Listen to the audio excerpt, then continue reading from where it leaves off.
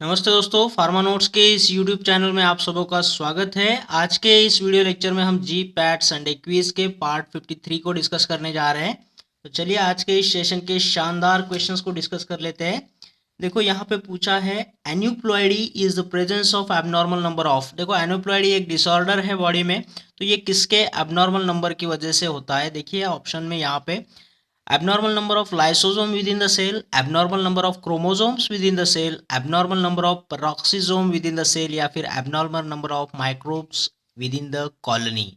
तो एनोप्लॉइडी किसे बोलेंगे। तो देखो ये एनोप्लॉइडी जो होता है ना, it is related with the chromosomes. It is the abnormal number of chromosomes within the cell. Cell के अंदर जब एबनॉर्मल नंबर ऑफ क्रोमोसोम्स होते हैं तो उस कंडीशन को हम एन्यूप्लॉइडी बोलेंगे।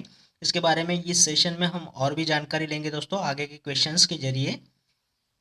नेक्स्ट क्वेश्चन है, the most common aneuploid condition is. सबसे ज़्यादा दिखने वाली कॉमन कंडीशन कौन सी है एन्यूप्लॉइडी की। तो देखो यहाँ पे ऑप्शन में टेट्राजोमी, ट्राइजोमी, डायजोमी या फिर मोनोजोमी।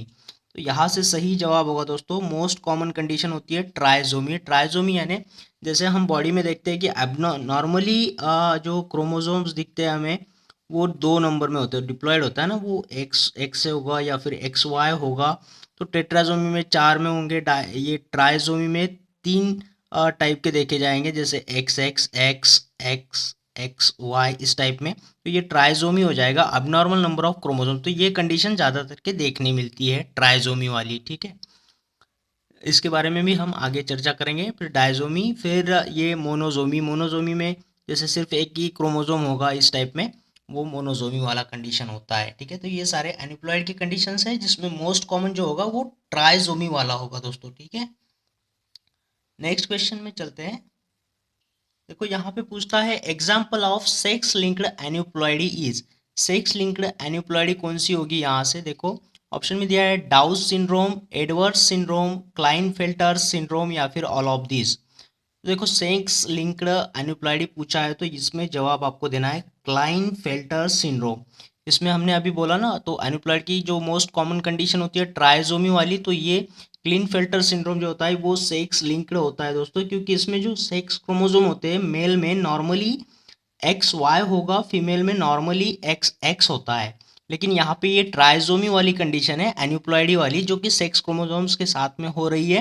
देखो मेल जो होता है ना नॉर्मली एक्स वाई होगा, लेकिन यहाँ पे एक एक्स्ट्रा क्रोमोसोम दिख रहा है आपको एक्स, और फीमेल में भी देखिए नॉर्मली एक्स एक्स होता है लेकिन यहाँ पे एक ज़्यादा है। ट्राइजोमी वाली कंडीशन बन रही है यहाँ पे एन्यूप्लॉइडी की, और ये सेक्स क्रोमोसोम्स के साथ में हो रही है। तो ये क्लिनफेल्टर सिंड्रोम जो होगा वो सेक्स लिंक्ड एन्यूप्लॉइडी कंडीशन दिखाएगा।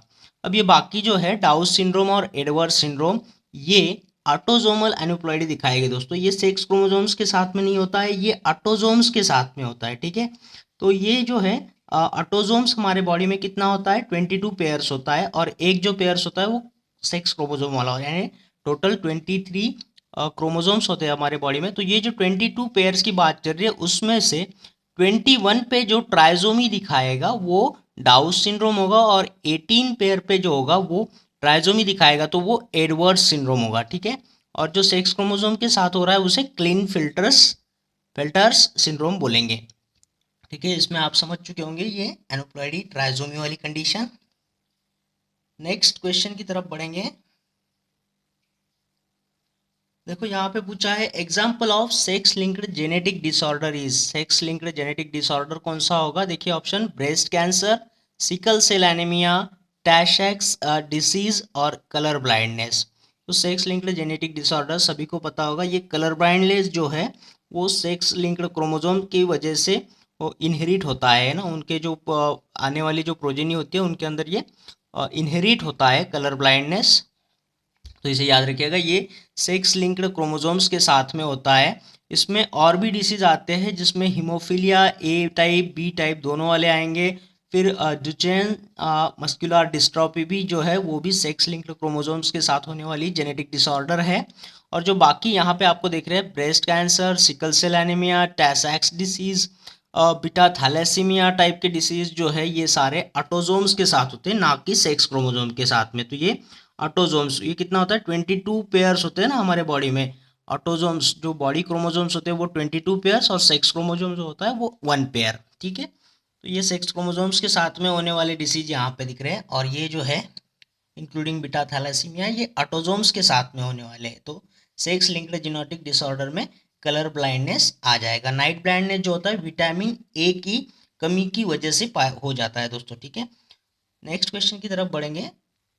देखो पूछता है sickle cell anaemia has advantage against, ठीक है। सिकल सेल एनीमिया अगर किसी पेशेंट को होता है तो उसे कौन से डिसीज के अगेंस्ट एडवांटेज मिलता है? देखो यहाँ पे option corona, malaria, hepatitis B या फिर ब्लड कैंसर।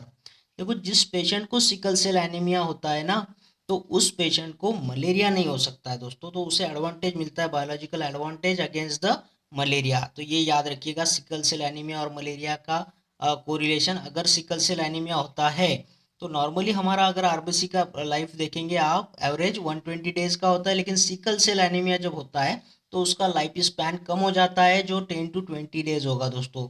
और जहाँ की मलेरियल पैरासाइट को ये ज़रूरी है तो वो यहाँ पे रह ही नहीं सकते, तो इसको मलेरिया नहीं होगा। सिकल सेल एनीमिया के केस में मलेरिया नहीं होगा। ये मैक्सिमम केसेस ऑफ फाल्सीपैरम के साथ में होता है, ठीक है। प्लाज्मोडियम फाल्सीपैरम के अगेंस्ट में ये एडवांटेज मिलता है ज़्यादातर के, ठीक है। नेक्स्ट क्वेश्चन की तरफ बढ़ेंगे।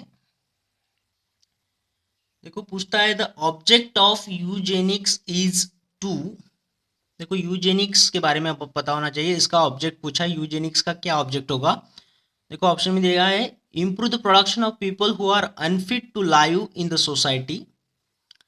देखो अनफिट का मतलब क्या है? जो अनडिजायरेबल कैरेक्टर्स रखते हैं, जो अपाहिज है, दिमाग से भी अपाहिज हो सकते हैं या फिर फिजिकली भी अपाहिज हो सकते हैं, उनको सिजोफ्रेनिया हो या फिर कोई ब्लाइंडनेस हो या फिर वो ड्रग एडिक्टेड हो, अल्कोहल एडिक्टेड हो, इस टाइप के लोग जो है वो अनफिट लोगों को यहाँ पे दर्शा रहा है ये अनफिट वर्ड। तो देखो ऑप्शन दिया है पहला improve the production of people who are unfit to live in the society, उसके लिए ये यूजेनिक्स काम करेगा। या फिर kill the production of the people who are unfit to live the society, उनको मार डालने के लिए। नेक्स्ट ऑप्शन है limit the production of people who are unfit to the live in the society, उनके प्रोडक्शन को लिमिटेड करने के लिए, उनको मारने के लिए, या फिर उनको बढ़ाने के लिए, या फिर ऑल ऑफ द अबव। तो यूजेनिक्स का क्या ऑब्जेक्ट होगा? देखो इसको हम पहले तो समझ लेते हैं ये यूजेनिक्स क्या है। यू का मतलब होता है अच्छा और जेनिक्स का मतलब होता है जेनेटिक्स। तो अच्छा जीन है ना, जिनके पास अच्छा जीन होगा उनकी मेंटल हालत अच्छी होगी, फिजिकल हालत अच्छी होगी, वो डिजायरेबल कैरेक्टर रखते हैं, गुड ब्लड कैरेक्टर रखते हैं दोस्तों, है ना।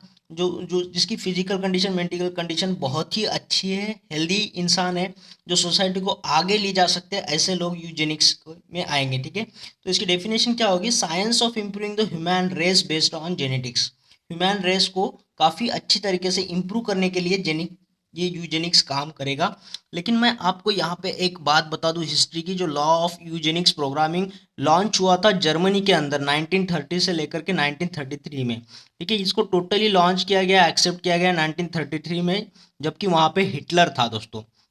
तो 1933 में उसने 3 साल के अंदर, 33 से आगे 3 साल के अंदर 2.5 लाख लोगों का स्टेरिलाइजेशन कर दिया था। वो लोग ऐसे थे, वो कोई ना कोई बीमारी से परेशान थे, जैसे वो मेंटली हालत ख़राब थी उनकी, या फिर फिजिकली हैंडीकैप थे, या फिर उनको सिजोफ्रेनिया, एपिलेप्सी, ब्लाइंडनेस, या फिर किसी ड्रग्स एडिक्ट या फिर अल्कोहल एडिक्टेड लोग थे, उनको इसने स्टेराइल बना दिया था, उनकी फर्टिलिटी को ख़त्म कर दिया था दोस्तों, ठीक है, ताकि वो आगे प्रोडक्शन ना कर सके, उनके प्रोडक्शन को कहीं ना कहीं लिमिटेड कर सके, ठीक है। तो उसने उन लोगों को मारा नहीं, उनको स्टेरिलाइज कर दिया ताकि उनका पॉपुलेशन जो है वो लिमिटेड हो जाए, आगे ना बढ़ पाए दोस्तों, ठीक है। इतना ये खतरनाक था हिटलर, सभी को पता है। तो उसने ये यूजेनिक्स लाया था। तो आपको अभी ये यूजेनिया समझ में आया है, तो इसका यहाँ पे क्या जवाब होगा? देखिए क्या बोल रहा है ये, ऐसे अनफिट लोगों को इम्प्रूव करेगा क्या प्रोडक्शन? नहीं। उनको मार डालना है क्या? नहीं। उनको लिमिटेड करना है? हाँ। तो ये ऑब्जेक्ट ऑफ यूजेनिक्स क्या होगा? ऐसे लोग जो unfit to live in the society है, उनके प्रोडक्शन को लिमिटेड कर दिया जाए, उनको स्टेरिलाइज करके, उनको उनकी फर्टिलिटी निकाल करके, ठीक है। तो ये याद रखिएगा, शायद इस बार जी पैट में आ जाए क्वेश्चन। और हाँ दोस्तों, हमारी फार्मा नोट्स की ये जो लाइफ टाइम की पीडीएफ मेंबरशिप है, उसे आज ही ज्वाइन करना है आप लोगों ने बाय कंट्रीब्यूटिंग ₹2000 हमारे चैनल के लिए बाय पेटीएम, बाय फ़ोनपे या फिर गूगल पे जैसे ट्रांजैक्शन ऐप को यूज़ करके हमारे इस मोबाइल नंबर पर आपने ये ट्रांजैक्शन करना है। जैसे ही आपका ट्रांजैक्शन हो जाता है, हमें स्क्रीनशॉट भेजना है, हमें व्हाट्सअप करना है स्क्रीनशॉट आपका यहाँ पे इसी नंबर पे। और जैसे ही आपका कंट्रीब्यूशन हो जाता है, आपको हमारे प्राइवेट टेलीग्राम चैनल से लिंक किया जाएगा, जहाँ पे आपको ये सारा मटेरियल पीडीएफ के फॉर्म में मिलेगा, ताकि आप एग्ज़ाम के पहले रिवीजन लगा सके और अच्छा स्कोर कर सके दोस्तों। ठीक है, चलिए नेक्स्ट क्वेश्चन की तरफ बढ़ेंगे। देखो पूछा है, the genes are linearly distributed on chromosomes at a fixed position called as. देखो जीन्स का डिस्ट्रीब्यूशन की बात चलिए लीनियरली और जो फिक्स्ड पोजीशन होती है उनके क्रोमोसोम्स के ऊपर, तो उसे क्या बोलेंगे। यहाँ पे देखो ऑप्शन, अलील्स बोलेंगे, फोसाई बोलेंगे, लोसाई बोलेंगे या फिर ऑटोसोम्स बोलेंगे दोस्तों। तो ये जो लीनियरली डिस्ट्रीब्यूटेड जीन्स होते हैं क्रोमोसोम्स के ऊपर फिक्स्ड पोजीशन होती है, उसे लोसाई बोलना है दोस्तों। ऑप्शन सी सही होगा यहाँ पे। अलील्स क्या होता है, ये डिफरेंट फॉर्म्स ऑफ जीन्स होगा। और ऑटोसोम्स तो हमने आपको अभी बताया, ये 22 पेयर्स में होते हैं, इसे बॉडी क्रोमोसोम्स बोला जाता है। और वन क्रोमोसोम जो होता है वो सेक्स क्रोमोसोम, और टोटल बॉडी में कितना होगा, 23 पेयर्स ऑफ क्रोमोसोम्स होते हैं दोस्तों। यानी कुल मिला के कितना होगा, 23 + 23 यानी 46 नंबर ऑफ क्रोमोसोम्स हमारे बॉडी में होते हैं। नेक्स्ट क्वेश्चन की तरफ बढ़ेंगे। देखो पूछा है, which of the following genetic trait और character is controlled by single gene. Single gene से कंट्रोल होने वाला जेनेटिक ट्रेट या फिर कैरेक्टर हमें यहाँ पे बताना है, चाहे वो डिसऑर्डर भी हो सकता है। तो ये सिंगल जीन के हिसाब से जो कंट्रोल किया जाता है, इसे मोनोजेनिक डिसऑर्डर बोला जाता है दोस्तों। और अगर मल्टीपल जीन लगते हैं तो उसे पॉलीजेनिक डिसऑर्डर बोला जाता है। जो पॉलीजेनिक जीन होते हैं, नंबर ऑफ मल्टीपल जीन्स होते हैं, वो किसी कैरेक्टर को कंट्रोल करते हैं, तो उसे हम पॉलीजेनिक ट्रेट बोल सकते हैं या फिर पॉलीजेनिक डिसऑर्डर बोल सकते हैं। तो यहाँ पे ऑप्शन देखिए, ये मोनोजेनिक डिसऑर्डर की बात चल रही है। Blood pressure, sickle cell anaemia, skin colour या फिर लेंथ ऑफ लाइफ। तो ये सिंगल जीन की बात चल रही है, मोनोजेनिक ट्रेट, तो इसका सही जवाब होगा सिकल सेल एनीमिया। ये मोनोजेनिक डिसऑर्डर है दोस्तों, क्योंकि इसे सिंगल जीन कंट्रोल करता है। ठीक है, ये जो बाकी है ब्लड प्रेशर, स्किन कलर और लेंथ ऑफ लाइफ, ये पॉलीजेनिक डिसऑर्डर में आएगा, पॉलीजेनिक ट्रेट में आएगा ये। ठीक है, अब हमारा एकेडमिक परफॉर्मेंस भी इसी में आता है। ठीक है, ये पॉलीजेनिक ट्रेट में आएगा। नेक्स्ट क्वेश्चन की तरफ बढ़ेंगे। देखो पूछा है, which of the following pair of organelles does not contain DNA. DNA कौन से पेयर में नहीं होगा, ये बताइएगा यहाँ पे। Mitochondria and lysosomes, chloroplast and vacuoles, lysosomes and vacuoles, nuclear envelope and mitochondria. देखो सबसे पहली बात तो क्लियर कर देते हैं, माइटोकॉन्ड्रिया के अंदर सर्कुलर डबल स्ट्रैंडेड डीएनए होता है दोस्तों, माइटोकॉन्ड्रिया के अंदर। तो यहाँ पे ये ऑप्शन कैंसिल होगा, ये भी कैंसिल हो जाएगा। और क्लोरोप्लास्ट में तो डीएनए होता ही है, तो ये भी कैंसिल होके बचेगा लाइसोसोम्स एंड वैक्यूल्स, जिसके अंदर डीएनए नहीं होता है। ठीक है, आप लोगों ने कमेंट में बताना है आरबीसी में क्या एब्सेंट होता है दोस्तों, आरबीसी में रेड ब्लड सेल्स में क्या एब्सेंट होता है, आपने कमेंट में लिख देना है हमें। नेक्स्ट क्वेश्चन है यहाँ पे, what is the genetic disorder in which an individual has an overall masculine development, gynecomastia and is sterile। देखो ऐसी जेनेटिक डिसऑर्डर बताइए जिसमें ओवरऑल मस्कुलाइन डेवलपमेंट तो हो जाएगा, मसल पिसल अच्छे बनेंगे उसके, लेकिन गायनेकोमास्टिया दिखेगा उसमें, एंड इज अ स्टेराइल। ठीक है, तो ऐसा कौन सा जेनेटिक डिसऑर्डर है, देखिए यहाँ पे Turner syndrome, Klinefelter syndrome, adverse syndrome या फिर डाउन सिंड्रोम। तो यहाँ से सही जवाब होगा दोस्तों ये क्लाइनफेल्टर सिंड्रोम। हमने अभी इसके बारे में डिस्कस किया, ट्राइसोमी एन्यूप्लॉइडी कंडीशन में ये आता है। जैसे हमने इसमें बताया था, ये ट्राइसोमी, जैसे मेल को हम नॉर्मली XY लिखते हैं, लेकिन इसमें XXY होगा, फीमेल में XX लिखते हैं तो इसमें XXX होगा फीमेल के लिए। ये ट्राइसोमी वाला कंडीशन होता है। तो ये मेल के साथ में क्या कर रहा है, उसको मस्कुलर तो दे रहा है, लेकिन गायनेकोमास्टिया भी साथ में दे रहा है। ठीक है, तो ये सेक्स लिंक्ड डिसऑर्डर होता है एन्यूप्लॉइडी का। तो ये क्लाइनफेल्टर्स को याद रखिएगा। बात करेंगे टर्नर सिंड्रोम की, तो ये टर्नर सिंड्रोम मोनोसोमी में आएगा दोस्तों। ठीक है, जैसे ये ट्राइसोमी का एग्जांपल हुआ, डाउन सिंड्रोम भी और एडवर्स सिंड्रोम भी ट्राइसोमी में आते हैं, लेकिन ये सेक्स लिंक्ड नहीं है, ये ऑटोसोमल है दोस्तों, और ये सेक्स लिंक्ड ट्राइसोमी वाला होगा। यहाँ पे टर्नर सिंड्रोम की बात करेंगे तो ये मोनोसोमी वाली एन्यूप्लॉइडी कंडीशन है। जैसे नॉर्मल फीमेल को हम XX करके रिप्रेजेंट करते हैं, तो टर्नर सिंड्रोम अगर किसी को हो जाता है तो जो फीमेल चाइल्ड होगा उसको सिर्फ एक ही सेक्स क्रोमोसोम होगा उसके पास में, ठीक है। उसको रिप्रेजेंट कैसे किया जाएगा, टर्नर सिंड्रोम वाली जो फीमेल चाइल्ड होगी उसके पास एक ही सेक्स क्रोमोसोम होगा, जबकि नॉर्मल फीमेल के पास में दो XX करके सेक्स क्रोमोसोम होते हैं, इसके पास एक ही है, ओनली वन सेक्स क्रोमोसोम। तो ये टर्नर सिंड्रोम होता है दोस्तों, ठीक है। तो इस वीडियो में इतना ही दोस्तों। आशा करता हूँ आपको ये वीडियो अच्छा लगा होगा, क्वेश्चंस पसंद आए होंगे, और अगर ऐसा हुआ है तो इस वीडियो को लाइक करना है, शेयर करना है और कमेंट बॉक्स में कमेंट ज़रूर करना है दोस्तों। और हाँ दोस्तों, हमारी PDF लाइफ टाइम को भी आपने जल्द से जल्द ज्वाइन भी करना है, ताकि और भी अच्छे अच्छे क्वेश्चंस हम आपके साथ में डिस्कस कर सके और आपको काफ़ी सारा फ़ायदा मिले। तो मिलते हैं एक और बेहतरीन वीडियो के साथ में, तब तक के लिए थैंक यू।